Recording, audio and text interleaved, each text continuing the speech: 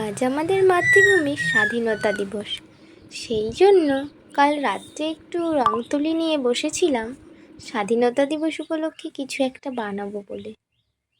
আর এই প্রজাপতির কনসেপ্টটা মাথায় এলো কারণ আমাদের সকলেরই একবার করে মনে হয় যদি প্রজাপতি হতাম, রঙিন দানা ছড়িয়ে ওই দূর আকাশে উড়ে যেতাম, ফুলের ওপর নেচে বেড়াতে পারতাম।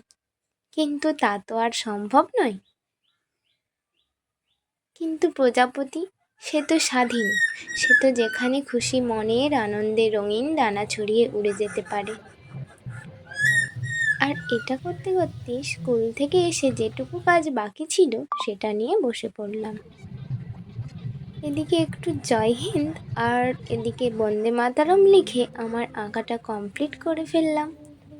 এরপর ফাইনাল লুকটা দেখে তোমরা জানাও তো আমার এই স্বাধীনতা দিবসের ছোট্ট প্রয়াসটা কেমন হয়েছে।